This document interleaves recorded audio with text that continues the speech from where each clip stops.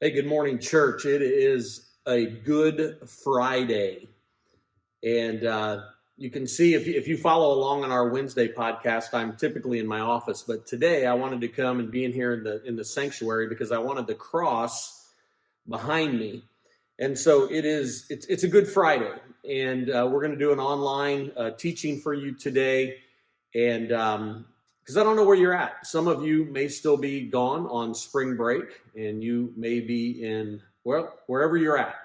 Others of you may be at home. Some of you are at work. And so we wanted to do something online for you to give you some things to think about on Good Friday. And let me begin with something that I think most of us remember. And we remember the attacks on the World Trade Center on that September 11th. And I had the opportunity to go to Ground Zero, and I'd have to go back and look, but it was within a year or so after Ground Zero or the attacks happened. And when we went down there, some of you will remember the Ground Zero cross. Well, we got a chance to see that Ground Zero cross before they took it out of there, and it's now on display in the memorial in the September 11th Memorial and Museum. But when we went down to Ground Zero, we could see that cross. That was, and I think most of you will remember. If not, Google it, and you can refresh yourself with this. But after the trade centers fell down, in those steel beams, a cross was left. That's what it looked like. It looked like a cross.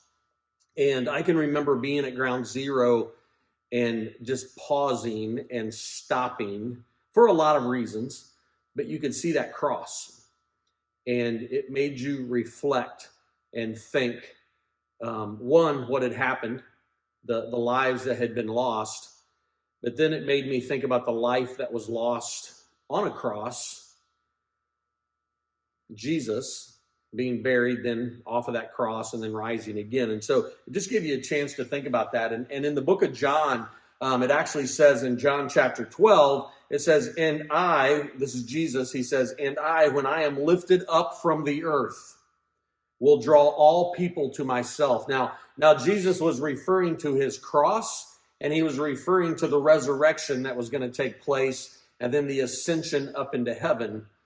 But on that Friday that we call Good Friday, Jesus hanging on a cross, people paid attention and they looked at it. And we still do that today. We still see the cross. In fact, we see the cross much more as decoration and something beautiful. It was meant for humiliation, and it was a horrible death. But when we see the cross today, we still reflect. We look up to it. And we can see Jesus. We've seen paintings, we've seen movies, and we understand what is going on. But the cross always, and especially on a Good Friday, draws people to Jesus. I think on this Good Friday, when people see the cross, they begin to think about who Jesus is and what he did for you, what he did for me, and what he's doing for us. And here's the thing that I want to just draw our attention to today, and that is the power of Good Friday is in the sacrifice. The power of Good Friday is in the sacrifice, not the gory details. Scripture really does not give us much information about the gory details. We get some. But that's not what Good Friday is about. Good Friday, there's power in the sacrifice of Jesus. And so what I want to do today is I want to be in the book of Matthew, and I'm actually going to read a lot of Matthew chapter 27.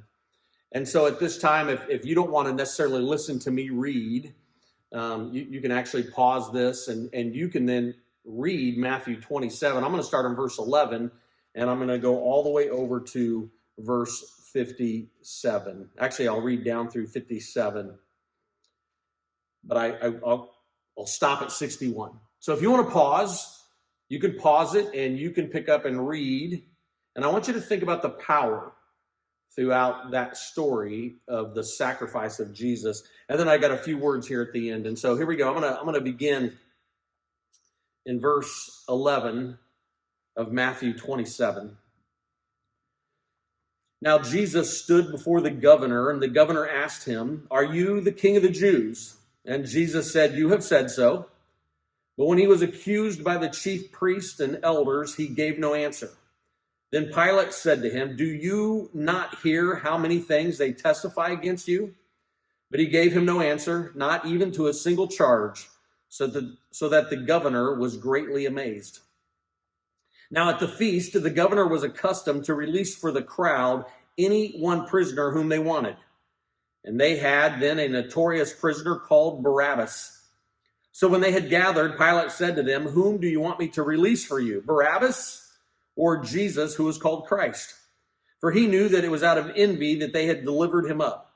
Besides, while he was sitting on the judgment seat, his wife sent word to him, "Have nothing to do with that righteous man, for I have suffered much because of him today in a dream." Now the chief priests and the elders persuaded the crowd to ask for Barabbas and destroy Jesus. The governor again said to them, "Which of the two do you want me to release for you?" And they said, "Barabbas." Pilate said to them, "Then what shall I do with Jesus, who is called Christ?" They all said, "Let him be crucified." And he said, "Why? What evil has he done?" But they shouted all the more, "Let him be crucified." Verse 24. So when Pilate saw that he was gaining nothing, but rather that a riot was beginning, he took water and washed his hands before the crowd, saying, "I am innocent of this man's blood. See to it yourselves." And all the people answered, "His blood be on us and on our children." Then he released for them Barabbas, and having scourged Jesus, delivered him to be crucified. Then the soldiers of the governor took Jesus into the governor's headquarters, and they gathered the whole battalion before him. And they stripped him and put a scarlet robe on him, and twisting together a crown of thorns, they put it on his head and put a reed in his right hand.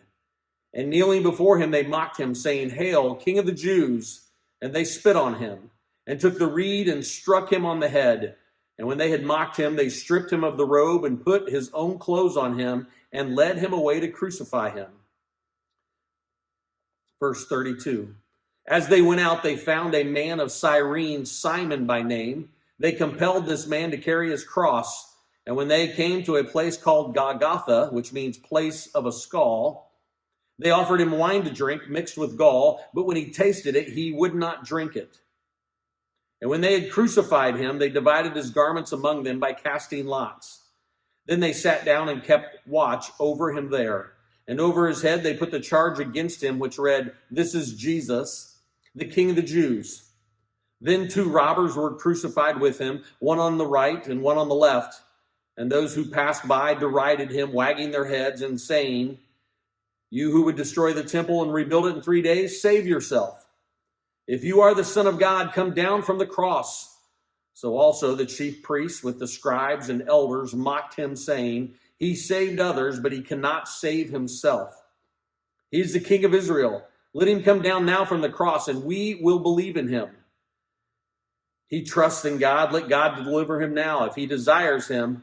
For he said, 'I am the Son of God.' And the robbers who were crucified with him also reviled him in the same way." Verse 45.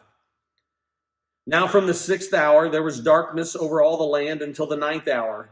And about the 9th hour Jesus cried out with a loud voice, saying, "Eloi, Eloi, lema sabachthani," that is, my God, why have you forsaken me?" And some of the bystanders hearing it said, "This man is calling Elijah." And one of them at once ran and took a sponge, filled it with sour wine, and put it on a reed and gave it to him to drink. But the other said, "Wait, let us see whether Elijah will come to save him." And Jesus cried out again with a loud voice and yielded up his spirit. And behold, the curtain of the temple was torn in two from top to bottom, and the earth shook, and the rocks were split. The tombs also were opened, and many bodies of the saints who had fallen asleep were raised. And coming out of the tombs after his resurrection, they went into the holy city and appeared to many. When the centurion and those who were with him, keeping watch over Jesus, saw the earthquake and what took place, they were filled with awe and said, "Truly, this was the Son of God." There were also many women there looking on from a distance who had followed Jesus from Galilee, ministering to him, among whom were Mary Magdalene, Mary the mother of James and Joseph, and the mother of the sons of Zebedee. When it was evening, this is verse 37, when it was evening, there came a rich man from Arimathea named Joseph, who also was a disciple of Jesus. He went to Pilate and asked for the body of Jesus. Then Pilate ordered it to be given to him, and Joseph took the body and wrapped it in a clean linen shroud and laid it in his own new tomb, which he had cut in the rock. And he rolled a great stone to the entrance of the tomb and went away. Mary Magdalene and the other Mary were there sitting opposite the tomb. That's the Good Friday story of Jesus. You know, if you read it or listened, you notice there's not a lot of gory details. It just says that he was scourged. It just says that he was crucified. He was put on a cross. And there is power in the Good Friday service, and there's power in the sacrifice of Jesus, not in the gory details. So church, and when I say church, just talking about all the people, doesn't just have to be LaFountain Christian Church people, just all people, church. There is power and hope in the cross of Jesus. When we walk into this room and we look up here at this cross that sits above our baptistry, there's power, and yet there's hope, because we know that Jesus died a horrible death on Friday, but he's going to rise again on Sunday. We're going to celebrate, and so I want to invite you to come join us this Sunday, 7:30, 9 o'clock, or 10:30. All three are going to be identical. I will tell you the 7:30 service is more acoustical, but it's the same message, same songs, just a more acoustical setting. 9 and 10:30, we'll have a full band up here. And so I want to encourage you to be here with us. We have room for you on this Easter Sunday. But today is about a Good Friday, the power of the sacrifice of Jesus and the hope that we see when we see the cross. Well, there you go, church. Just want you guys to know I love you, and I hope that you will find some time today to reflect and think about the power of Jesus on a cross. Love you guys. Have a great day.